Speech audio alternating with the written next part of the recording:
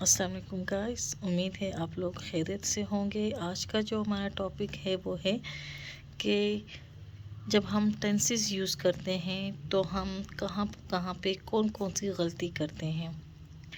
तो सबसे पहले हम देखेंगे टेंसेस के यूज़।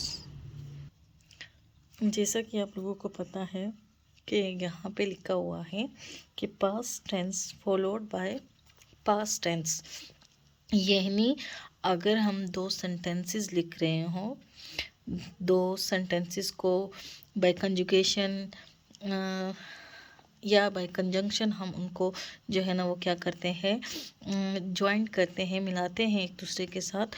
तो ये का क्या होता है कि अगर फर्स्ट सेंटेंस हमारा क्या होगा, पास्ट टेंस का होगा, तो जो नेक्स्ट सेंटेंस होगा वो भी पास्ट टेंस का होगा। फॉर एग्जांपल यहाँ पे इन्होंने लिखा हुआ है कि if there is a past tense in the principal clause. Principal clause कौन सा है? जो क्लॉज होता है, जो कि पहला सेंटेंस होता है हमारा, उनको हम क्या बोलते हैं? प्रिंसिपल क्लॉज बोलते हैं। तो उसको कौन फॉलो करेगा? Past tense in the subordinate clause, यानी जो उसको के साथ दूसरे क्लॉज है जो उनको मिलाते हैं, तो उनके साथ क्या होगा? सब ऑर्डिनेट क्लॉज होगा। सॉरी, सब ऑर्डिनेट क्लॉज में भी पास्ट टेंस में होगा। लेकिन इसमें दो एक्सेप्शंस है, वो हम बाद में पढ़ेंगे। पहले अगर हम यहाँ पे एग्जांपल देखें करेक्ट और इनकरेक्ट की, देखिए, ही said that he is a student of Islamia college. उसने कहा कि वो इस्लामिया कॉलेज का स्टूडेंट है। अब हमें जो सेंस बनती है वो बिल्कुल सही है कि उसने कहा कि वो इस्लामिया कॉलेज का स्टूडेंट है, मीन्स वो अभी है, प्रेजेंट में है, तो उसमें क्या आ जाएगा? Is a student. लेकिन रूल क्या कहता है कि he said that he was a student of Islamia college. उसने कहा कि वो इस्लामिया कॉलेज का स्टूडेंट है। क्यों? क्योंकि हमेशा जो पास्ट टेंस होगा उसको कौन फॉलो करेगा? उसको पास्ट टेंस ही फॉलो करेगा। यहाँ पे अगर हम इस आर देम वगैरह का इस आर वगैरह लगाते हैं तो क्या हो जाता है? सेंटेंस हमारा गलत हो जाता है। सेकेंडली हम देखें, he said that he will go to Lahore tomorrow. अब उसने कहा, अब कहा क्या है?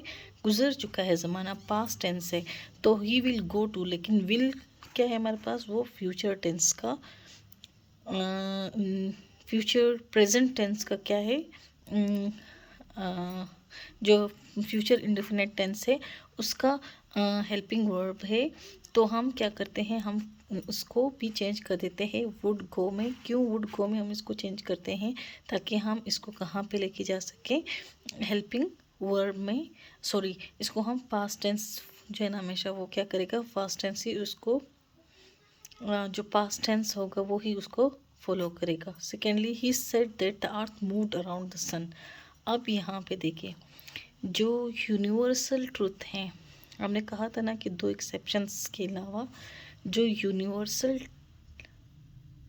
जो ट्रुथ्स होती हैं, जो कि ज़माने ज़माने से मानी जा रही हो, तो उनको हम उसी तरह ही लिखते हैं प्रेजेंट टेंस में, चाहे हम कुछ भी करें। कि he said that earth moved around the sun, ये बिल्कुल रॉन्ग है। He said that earth moves around the sun, उसने कहा कि जहाँ सूरज, ज़मीन जो है ना वो सूरज की गिर्द गर्दिश करती है। तो क्या है? ये एक यूनिवर्सल ट्रुथ है कि हाँ, ज़मीन जो है ना वो क्या करती है? सूरज के गिर्द गर्दिश करती है। अब यहाँ पे हमने क्यों पास्ट टेंस को फॉलो किया है पास्ट टेंस से? क्यों? क्योंकि हमें नहीं पता ये यूनिवर्सल ट्रुथ है नहीं है, हमें नहीं पता। लेकिन हम सिर्फ ये बात कर रहे हैं कि उसने कहा कि वो लाहौर जाएगा।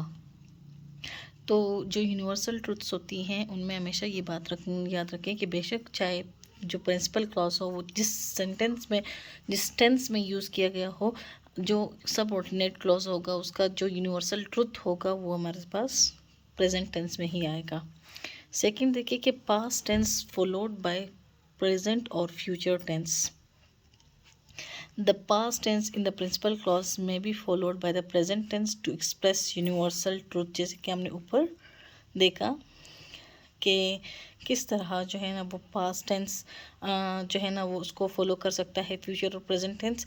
किस तरह से? जब हमारे पास यूनिवर्सल ट्रुथ होगा, आफाकी सच्चाई होगी, यानी यूनिवर्सल ट्रुथ होगा, जब हम किसी यूनिवर्सल ट्रुथ को एक्सप्रेस करेंगे। इसके अलावा errors of the future tense हम देखें। We use shall with I and we in the future tense and will with he she it and they. तो फ्यूचर टेंस में आई और वी के साथ शेल हम लगाते हैं, बाकी तमाम के साथ हम विल लगाते हैं। जैसे कि हम कहते हैं कि we will go to Karachi next month, नहीं ये रॉन्ग है। वी के साथ हमेशा क्या होगा, शेल होगा, और दे के साथ हमेशा क्या होगा, विल होगा।